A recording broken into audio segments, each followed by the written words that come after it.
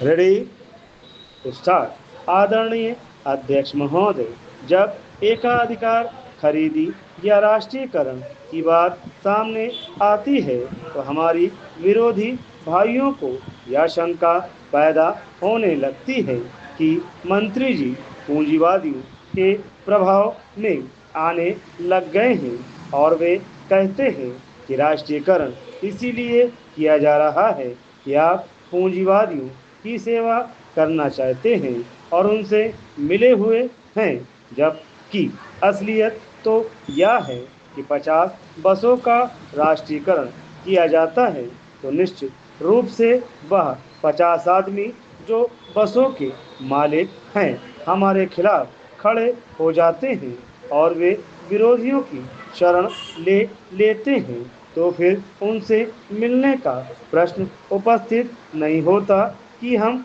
उनसे मिले हुए हैं। हम मिले हुए हैं कि विरोधी उनसे मिले हुए हैं। वे चाहते हैं कि राष्ट्रीयकरण ना हो। यही बात वन संपदा के ठेकेदारों पर लागू होती है।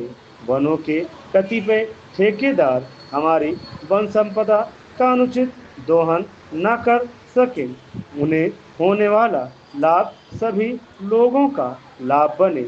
इसी उद्देश्य को लेकर हमने वनों का राष्ट्रीयकरण किया है। आकार से उत्पन्न अभाव और मूल्य वृद्धि की स्थिति को नियंत्रित करने के उद्देश्य से ही हमको अनाज का एकाधिकार खरीदी का निर्णय लेना पड़ा, ताकि जमाखोर, मुनाफाखोर और कालाबाजारी करने वाले लोग गरीब आदमी का शोषण ना कर सके। इन्हीं सामाजिक बुराइयों को दूर करने के लिए राष्ट्रीयकरण और एकाधिकार खरीदी करने की आवश्यकता होती है। अब इसके लिए उनकी ओर से बहुत से उदाहरण दिए जा रहे हैं और अब वे कहने लगे हैं कि गेहूं का राष्ट्रीयकरण न हुआ होता तो इतनी मूल्य वृद्धि न हुई होती। Paragraph change. आदरणीय अध्यक्ष जी, आप विगत वर्षों के गेहूं उत्पादन के आंकड़े देखें। अगर उनका गहन अध्ययन किया जाए तब हमें स्वीकार करना पड़ेगा कि यदि गेहूं, दाल, चावल का राष्ट्रीयकरण न किया गया होता तो यहाँ भी 4 रुपए किलो गेहूं का मूल्य होता। आप मूल्य वृद्धि की बड़े जोर शोर से चर्चा कर रहे हैं कि मूल्य वृद्धि अत्यधिक हो रही है, महंगाई बढ़ रही है। मैं भी इसको स्वीकार करता हूँ।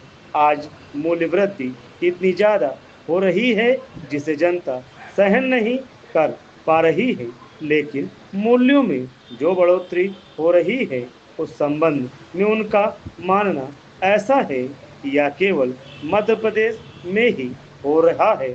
ऐसा नहीं है। आप वेट टैक्स और वाणिज्य कर घटाकर महंगाई कम कर सकते हैं। सच पूछा जाए तो यह मूल्य वृद्धि पूरे भारत में हो रही है, इससे इनकार नहीं किया जा सकता है। जहां तक हमारे प्रदेश की मूल्य वृद्धि का सवाल है, वह दिसंबर 1972 से लेकर अभी तक 23% हुई है, जबकि पूरे भारत में मूल्य वृद्धि का प्रतिशत 28 है और महाराष्ट्र में मूल्य वृद्धि का प्रतिशत 33 है। मैं मूल्य वृद्धि की तरफदारी नहीं कर रहा हूं, बल्कि मैं यह बतलाना चाहता हूं कि जब मूल्य वृद्धि पूरे भारत में बढ़ रही है तो फिर उससे हमारा प्रदेश कैसे अछूता रह सकता है।